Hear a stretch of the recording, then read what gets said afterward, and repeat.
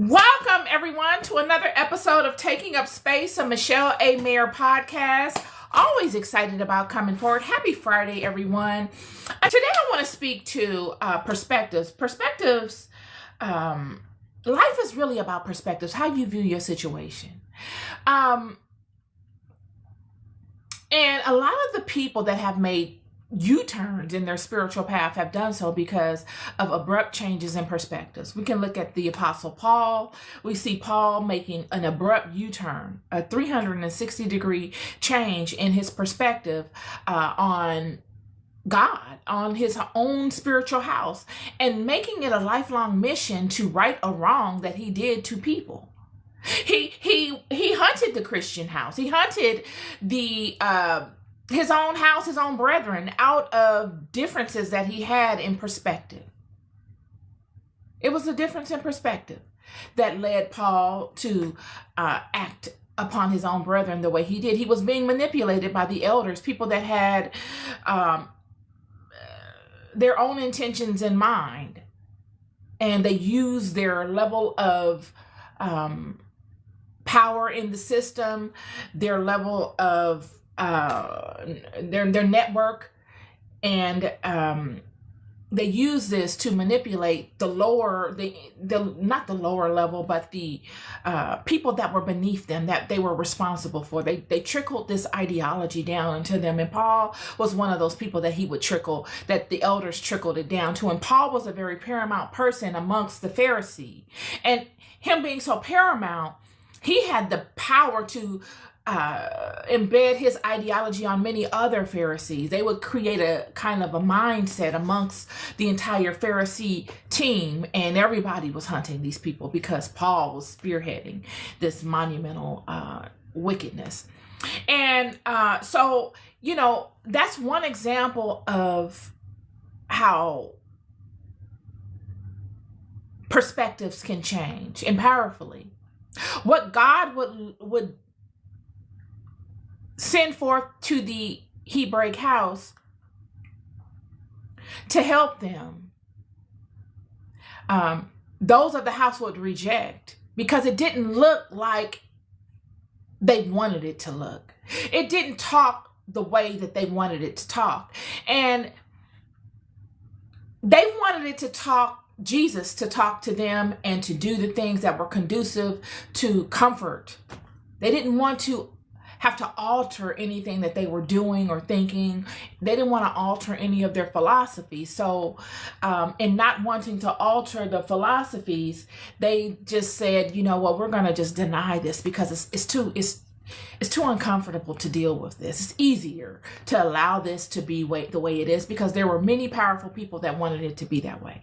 And that's what I want to bring to you all is that, God is moving paramount in the world today still. This is the same old world. This is still God's system. We're really looking at a situation that reflects quite extensively what happened after the Old Testament ended and the New Testament picks up. We're looking at today a time in which God has gone really silent. You don't really see any movement from God openly that you really could say, okay, that is a big movement of God. Like you convey in the Bible, you don't see the birth of a Messiah. The people are not looking for this as they were in ancient times. So, people don't really notice. It's not as noticeable. A lot of people are not interested. They don't even want to know. Many people are so lost in the comforts that they don't even care to know unless it really is something paramount and monumental that happens, and then it tweaks their interest. But you have many that are not directly followers of the Hebraic system. You have many that are directly followers of the Hebraic system. And you have followers of other systems that are kind of intermingling somewhat.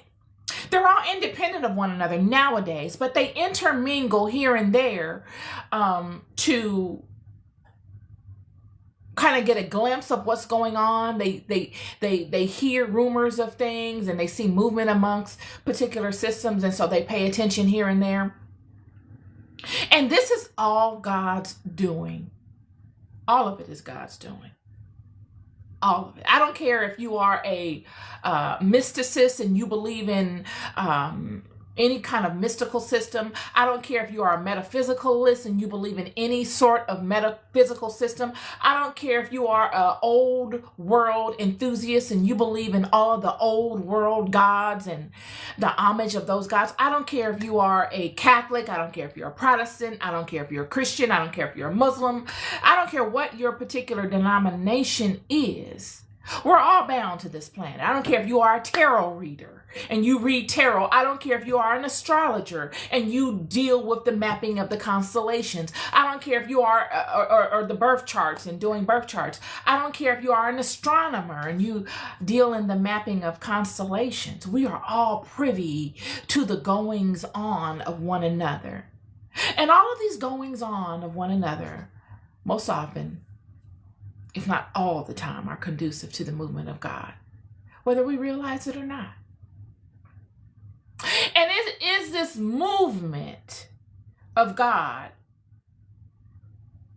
that a lot of times we don't understand. We don't know if it's of God. We don't know of it if it's of God or if it's the opponent of God in which God created. We don't know if it's of the Satans, the demons, the genies, the humans, the old gods. We don't know what this movement is spurring from, but we know that God created all of this. So it is of God in some sense.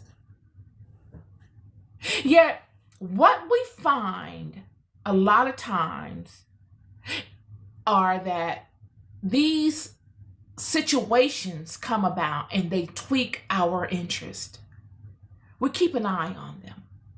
Whether we keep an eye on the movement of the people that the situations involve, most often that's what it is. We keep an eye on the movement of the people that the situations involve. And we look at the situations to find the truth of them. And a lot of times we find the truth through the heart. We find that we can relate to these people, even though they are of a different belief system than us. A lot of times they may not share the same spiritual belief system that we share. They may not share the same method of operation that we go by in honoring God. But yet they had different perspectives on this God.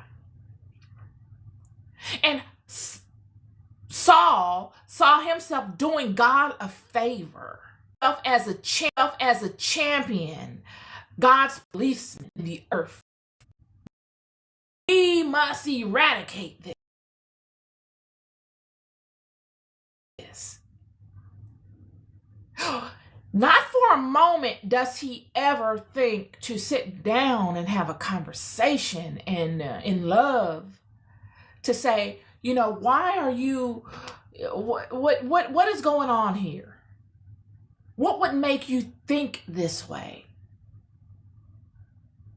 Or neither did he ever get to a point where he could say, you know, you are the son of my father's house just like I am. And I'm going to let God deal with you. I don't agree with you, but I love you because I love God. And in me loving God, I must love you. I must love all that comes from my house, unless I don't love God, unless my ideology of God is thwarted. I've got to be able to see the God in you. If you are of my Father's house, if you are my Father's creation, I've got to be able to see that in you. Yet Paul was not ever able to connect that way. He could only connect in a way of extinguishing, of harming, of denying, of creating crafty plans to harm these people, to set these people on a path of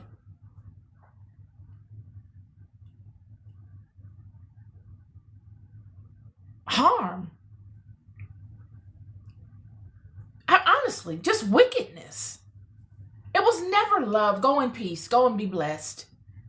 Go and do your thing. I'll pray for you and I'll go into my chamber and I will actually ask God to put his eyes upon you and to deal with you, change your mindset, correct your thinking, whatever, set examples or situations at your feet for you to understand the wrong in your perception.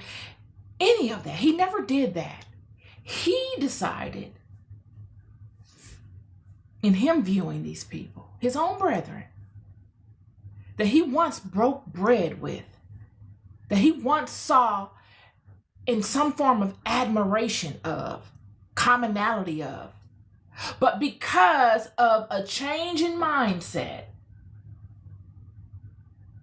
he now hunts.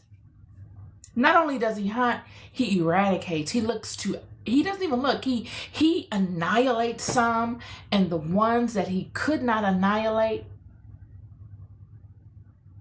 he imprisoned. He set up traps to have them imprisoned. He set up traps so that they were taken away from their family and that they would experience significant hardships. He plotted on them. And not only did he plot, he acted. He spoke it to people to have them act. He insinuated. He encouraged. And this is what I speak to. All these things that he did, thinking it was the right thing, found him in a situation where he could not be redeemed from it. The Bible said that there were those that did these things against Jesus, were the sins that they committed were non-redeemable. All because of perception. Perception.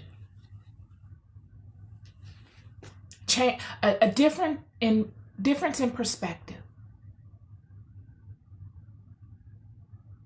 A difference in perspective can allow what God sent for you to partner with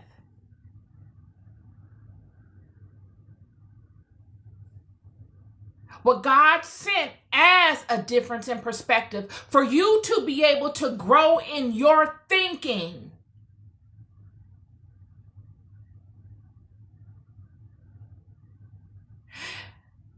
This difference in perspective shifts destinies. It shifts entire destinies. We see this with Paul. Paul would spend his entire existence after coming to the realization of the wrong perception that he had. He would spend the entire rest of his existence righting a wrong that he could never right. He would just be trying to make even because he knew the weight of what he did. I'm here to tell you, friend, that there are people today out here aligning with other people that they were never supposed to align to. People that have been on a path, a trajectory that God has set them on, for them to get to a particular plateau, and now they're at that plateau, and then God will send another person on another path, only so that they could meet both at certain plateaus, for them to come together, even in their differences. But for them to find in their differences uniqueness, commonality that strengthens both of them. But because one is not strong enough within themselves to adjust their perception, they're so fixed on where they have come. They're so fixed in that walk that they are not able to adjust their perception. They never had it in their mind, in the plan of their lives that they planned to adjust their perception. They've come so far in walking the plank that God has led them on, never thinking that that path would change or that there would be new fruit that would develop on that path for them to partake of. And when the new fruit shows up on their path, they deem it as a wickedness, as a monstrosity or a happenstance or something that should not have come about, and that they must adjust and rid themselves of. Not realizing that the path that they had been on all along was God's design. This is what I tell you, this walk we have in this life, y'all, we get so accustomed to it and so comfortable with it, we make it our own. It's part of the psyche. We do this by default, and we forget that this is God's path. God created all of these experiences for us. We are not in control of nothing. And the more you can understand that and stay in that, the better off you'll be. It's when you think that you are in control that things get out of control for you. God will lead people on particular paths for them to get to a certain plateau or a certain junction, for them to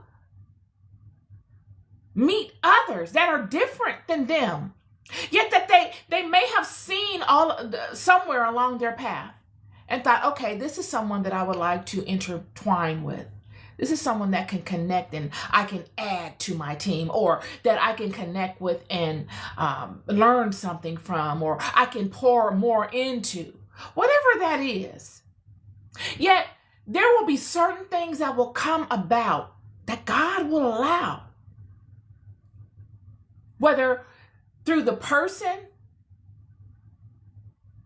maybe that person that has observed may say, you know what, I'm going to do something to see if I can capture this person and bring this person into my environment, test this person and do all these different things, only to find out that the test is on you. You testing them is them testing you, and God testing everybody. Everybody's in a test. And the fruit that is brought forth from those tests is what matters. The fruit is what matters. And it is the fruit that those that think they are so in control judge. And they say, this is not the fruit that I thought I was going to get. I don't want this fruit. This is not the fruit. Need to adjust here. Okay. Well, don't want to accept that fruit because I don't have a plan for that fruit. I didn't foresee that fruit coming about. And it'll take a little bit more effort for me to adjust to that fruit and incorporating that fruit into this. And I've always had a bias against that fruit all along, so don't see myself adjusting to that. Let me go over here and adjust to these guys. You'll adjust to things that were really not for you. You will align to things that you yourself know you shouldn't be aligning to. I can look at you on your podcast trying to align to them, and I'm looking at you like, you know that ain't you, friend. That is not you. I can look at you and literally say, and I'm not even there, you were better off over here trying to align to this fruit over here, because that is definitely not you. But that's my word for you today, is that it's all about perspectives, y'all. It really is all about perspectives. And a lot of times your perspectives must be fluid. You've got to have enough knowing in your Creator and that which sustains you to understand that there is an ebb and flow in your life and that you don't have control of anything. All the things that come into your life for a purpose. And you thinking you're controlling the current of either your life or somebody else's life, should be the catalyst that poses you with the perspective of, am I the one being tested? I'm over here looking at this person and their test that I may have had a hand in, but really is the test on me? Is the joke on me? Their test that I may have had a hand in, but really is the test on me? Is the joke on me? Who's really tested? We're all out here dancing, realize it or not. That's my word for you today. I know this is a little unorthodox because it just is. But this is my word for you today. I know this is a little unorthodox because it just is. But this is my, and I encourage you to be fluid and flexible in